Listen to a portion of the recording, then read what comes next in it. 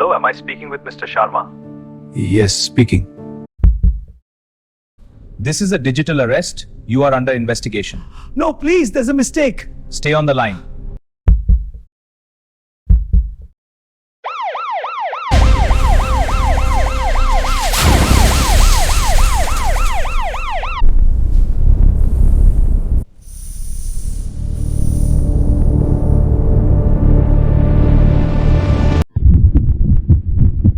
क्या आप जानते हैं जिस फोन को आप अभी अपने हाथ में पकड़े हुए हैं वही फोन आपको अगले 5 मिनट में जेल पहुंचा सकता है।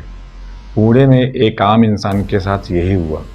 बिना किसी जुर्म के उसे डिजिटल अरेस्ट किया गया और देखते ही देखते उसके बैंक से 11 करोड़ रुपया गायब हो गया। मैं आपको वो 2 गलतियां बताऊंगा जो अगर आपने अभी नहीं सुधारी तो अगला नंबर आपका हो सकता है। क्या आपने कभी सोचा है कि आपके घर की 4 दीवारी बिना किसी सलाह के आपके लिए काल कोठरी बन सकती है? पुणे के एक पॉश इलाके में रहने वाले के बुजुर्ग को लगा कि वो अपने लिविंग रूम में सुरक्षित हैं, लेकिन एक वीडियो कॉल ने उनके घर को डिजिटल जेल बना दिया। किसी ने उन्हें छुआ तक नहीं, न किसी ने उन्हें बंदूक तानी। फिर भी 8 दिनों के अंदर उनकी ज़िंदगी भर की कमाई 10 करोड़ 75 लाख रुपए हवा हो गई। अगर आप सोचते हैं कि ये सिर्फ कम पढ़े लिखे लोगों के साथ होता है तो आप गलत हैं। आज की एक केस स्टडी आपकी रूह कँपा देगी। खेल शुरू होता है 23 जनवरी 2026 को एक कॉल से। ठग ने खुद को ट्राई का अधिकारी बताया। उन्होंने कहा, आपके आधार कार्ड पर एक सिम इशू हुआ है जिससे अवैध विज्ञापन और मनी लॉन्ड्रिंग की जा रही है। जब बुजुर्ग ने मना किया तो कॉल ट्रांसफ़र कर दिया गया फर्जी सीबीआई ऑफिसर को। यहाँ शुरू होता है कॉग्निटिव ओवरलोड का खेल। ठगों ने उन्हें 24 फर्जी बैंक खातों की लिस्ट दिखाई। जब एक 42 साल का व्यक्ति सीबीआई, ईडी और नेशनल सिक्योरिटी जैसे शब्द सुनता है तो उसका लॉजिकल ब्रेन काम करना बंद कर देता है। सर्वाइवल मोड ऑन हो जाता है। अपराधियों ने बुजुर्ग को स्काइप डाउनलोड करने को कहा। अगले 192 घंटों तक वे डिजिटल निगरानी में थे। नियम बना दिया, कैमरा बंद नहीं होगा, आप किसी से बात नहीं करेंगे, यहाँ तक कि अपनी बेटी से भी नहीं। अगर सो गए तो वारंट इशू किया जाएगा। इसे आइसोलेशन टेक्निक कहते हैं। ठगों ने एक नकली डिजिटल कोर्ट रूम तैयार किया था। स्क्रीन पर एक शख्स जज की तरह बैठा दिखाई दे रहा था जिसने फर्जी स्टैम्प पेपर और सीक्रेसी बॉन्ड दिखाया।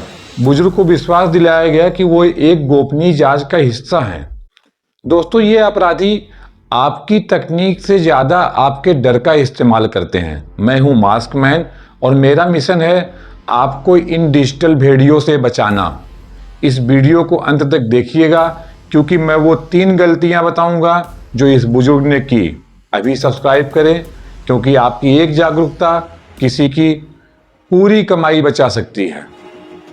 ठगों ने उनसे कहा, हमें आपकी संपत्ति का वेरिफिकेशन करना है।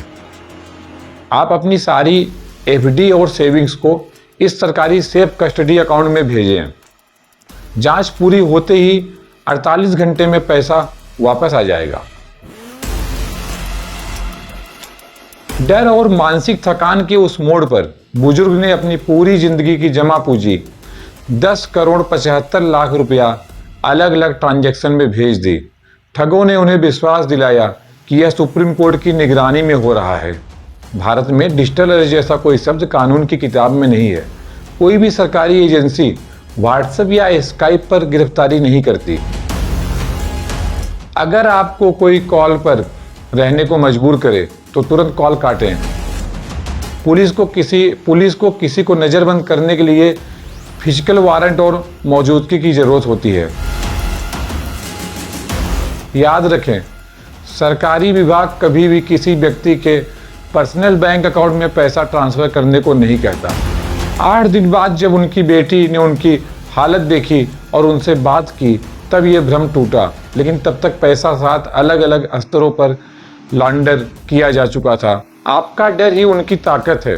अगर आपके पास ऐसा कोई कॉल आए तो डरे नहीं, 1930 पर कॉल करें या cybercrime.gov.in पर रिपोर्ट करें। याद रखिए, असली अपराधी वर्दी पहनकर कैमरे के पीछे बैठा हो सकता है। सावधान रहें, सुरक्षित रहें। जय हिंद।